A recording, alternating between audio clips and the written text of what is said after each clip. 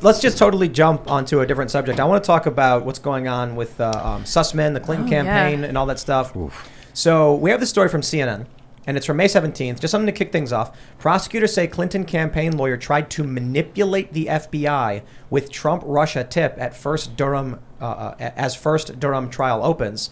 So we've heard a lot about this, the trial of Sussman, Michael Sussman. Do you want to break down what this is all about? What's the elevator pitch on this story for people who aren't familiar with what's going on right now? All right, let me give you the triangle. And the quick and dirty is it's all up for free at DurhamWatch.com on Fight with Kash. You could literally get everything I'm about to tell you. All the documents, so you can read them yourselves, all the transcripts, all the judicial pleadings and everything over at DurhamWatch.com. But here's the triangle, okay, right? Democratic Party under Hillary Clinton is running for president, and they're like, okay, we are going to do a couple of things. We are going to run 2 lines of effort to take out then candidate Trump. We are going to use the FBI to do it. We're going to use the media to do it. And then the Hillary Clinton is going to be the third piece of that triangle, their campaign. So the Steele dossier, we've talked about that in the show before. The hired help from overseas to filtering unverified information to the FBI knowingly lying to a federal court to surveil Donald Trump. And, of course, the Hillary Clinton campaign funded that entire thing. We know that. We proved that in the Russiagate investigation. John Durham's next indictment after this one is the Danchenko case he's trying in the fall. Is the Christopher Steele source, the takedown of that line of effort 1. Line of effort 2 was the Hillary Clinton campaign on a parallel track running, let's just call it the Alpha Bank server deal, right? Because it's just easier to quantify as that. That's what Sussman's on trial for. Michael Sussman was one of the head lawyers for the Hillary Clinton campaign at this law firm, Perkins Coie, right? Hillary Clinton campaign paid them $50 to $100 million for services. They took that money and doled it out to people like Fusion GPS, Christopher Steele, and the Alpha Bank server. This parallel track, what are they doing on this? They said, okay, the Steele dossier route isn't enough. We need a backup. So they went out and hired this tech guy, Rodney Jaffe, okay? And basically said, we need you to go find a connection between Trump and Russia. And here's where we want you to do it. Get technical, get us computer details that show Trump Tower is connected to Russia through this bank, right? So they're fabricating a narrative. Literally. And what's come out in this trial is exactly that. The information was taken to the FBI, and the FBI said the next day they knew it was false. That's what the agents testified to during this case. Yeah. And so Russiagate should have stopped immediately. Well, Russiagate should have stopped, but it didn't, because you had a couple of corrupt FBI cops, Comey, McCabe, Strzok, this Hyde guy, who were running the whole thing. But not only were they running it internally, they were running it with the media. What came out in this trial is all these guys at Michael Sussman, Fusion GPS, Hillary Clinton, they were all meeting with the media. They were sending Christopher Steele to meet with the media. They were sending Rodney Jaffe to meet with the media. Why? Circular reporting. The FBI is like, oh, look what CNN's publishing. Must be true. We have a source that says that. Here's the kicker of the whole thing. Both Christopher Steele and Rodney Jaffe, FBI sources. Yep. The entire time. And they both got fired. Why? For leaking to the media. But here's what the FBI did. They kept taking their intel to prosecute their case against Donald Trump once he became president. So it is the biggest criminal enterprise in U.S. history. From my perspective as a former federal prosecutor, I'm probably biased because of Russiagate, living through that, running that investigation. But it's a story that needs to be told. And I think the only way, going to sort of the accountability portion, because you can run constitutional oversight in Congress, and we got 17 people fired, including Comey, and that's a start. What John Durham has done is basically mobilized this thing and said, okay, I'm going to take some people out with indictments. So the Russia collusion narrative is false. 100%. We learned that with the end of the Mueller probe right away, that it was a lot of nonsense. He said it too, yeah. But you, I think you along with Devin Nunes, you had a report basically a year before the end of the Mueller probe, I think it was. So we've consistently learned that something was just not true in all of this. But now we actually have in the investigation that from the get-go, FBI knew it was not true, a lot of this information. Did Hillary Clinton directly know what they were doing in terms of fabricating the narrative? And here's the kicker. Just real quick, yes, she did? She did. She did. But the kicker is, we knew it. We were able to prove it with classified information, documents that were coming in slowly, but we couldn't tell the world. What happens now? Hillary Clinton's campaign manager from 2016, Robbie Mook, testifies for the defense in the Sussman prosecution and literally testifies under oath and says, oh yeah, Hillary Clinton not only knew about it, acceded to it and directed us to go and leak this bogus intel to the media. Wow. That's the most damning statement to come out of this trial. Watergate on steroids, huh? Yeah, man. And I think the trial wraps up tomorrow. And look, the best, if people want to understand Russiagate, you need to do two things. Go read the Nunes memo, which we wrote, 4 pages. It'll take you 12 mintes. Take 90 minutes of your life and go watch the plot against the president. Is there some kind of like how do I describe this? Is there some reason why the people who believed this are the same people who believe Jussie Smollett? Yeah, look, the one unifying factor on all of this, the one thing that threw the FBI's top level off and became total partisan hacks was their unified hatred for Donald Trump. That's what it was.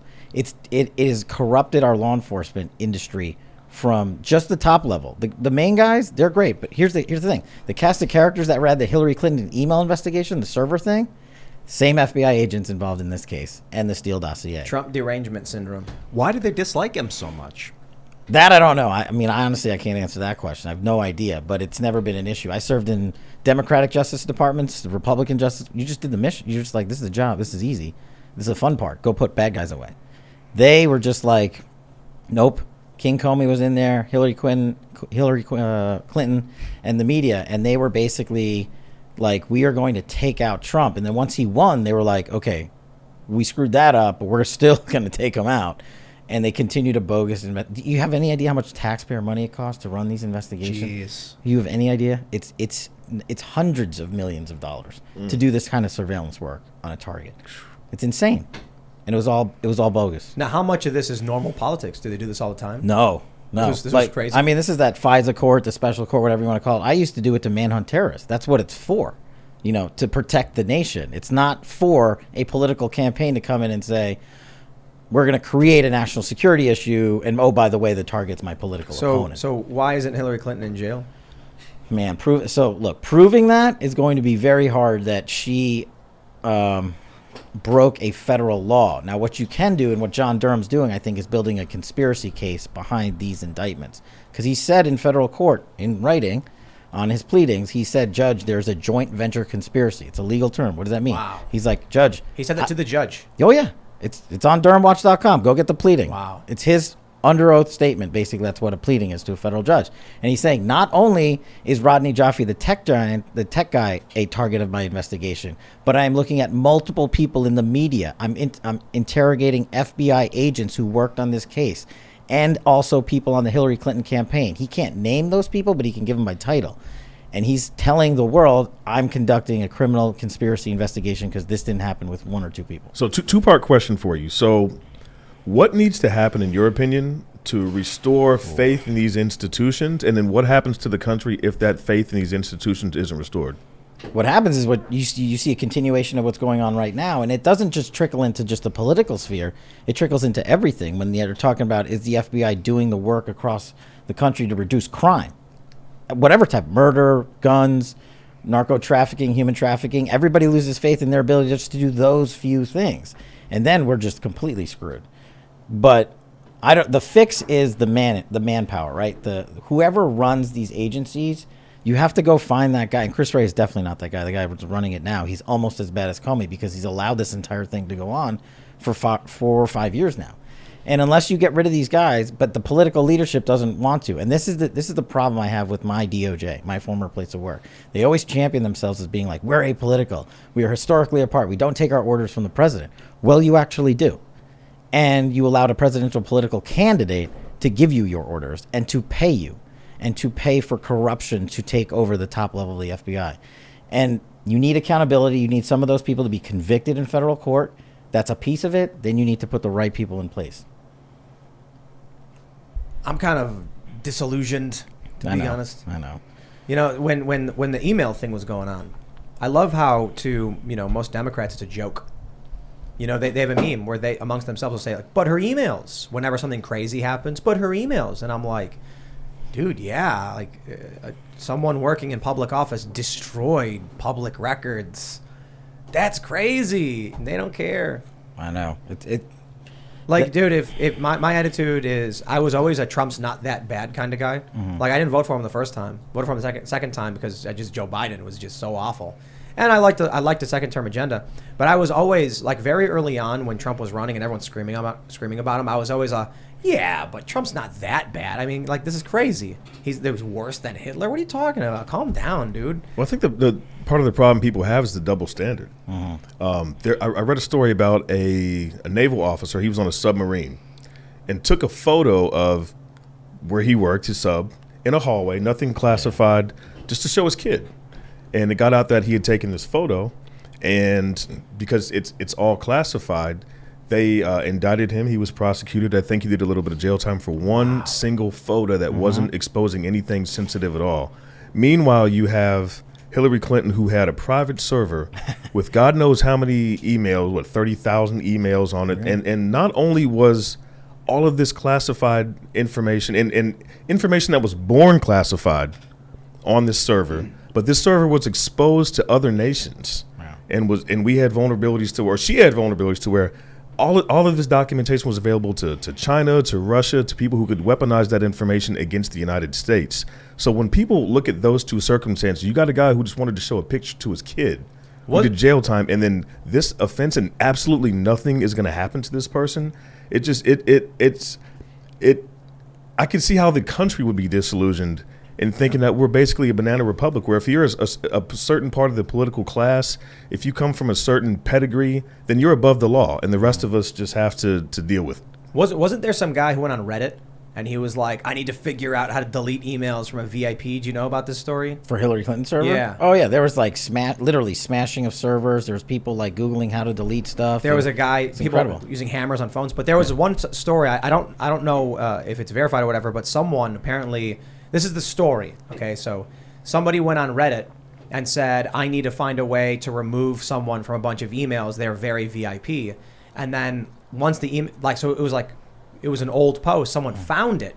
And they were like, yo, I think this is the guy who works for Hillary who was posting this. So it's an old story. I don't know the full details on, but there was tons of stuff like that, at the very least, the smashing cell phones with a hammer.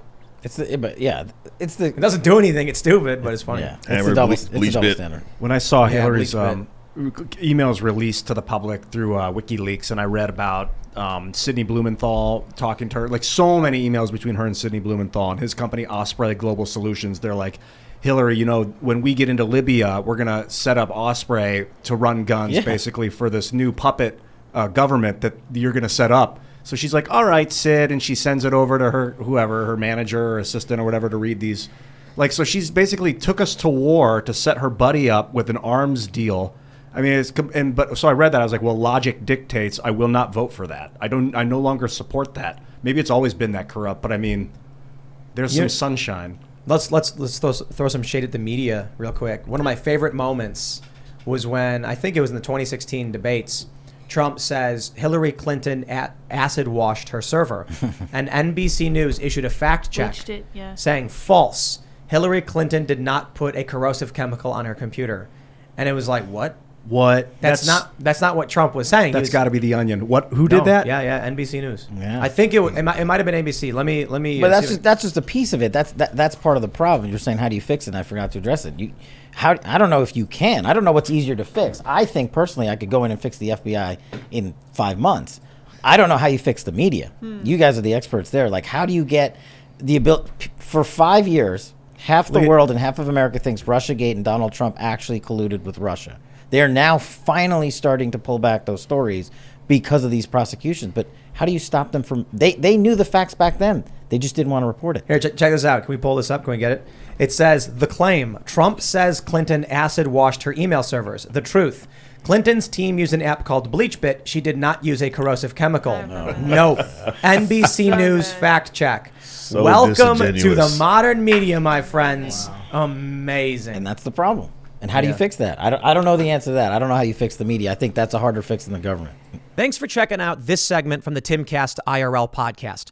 But if you want to check out the full show live, tune in Monday through Friday at 8 p.m. And if you want more special access content, head over to timcast.com and become a member. Your membership helps sustain this company, keep our journalists employed, makes this show happen, and you will get access to exclusive members-only segments of the Timcast IRL podcast, and there's a massive library to check out. So again, go to timcast.com or tune in Monday through Friday at 8 p.m., and we'll see you all there.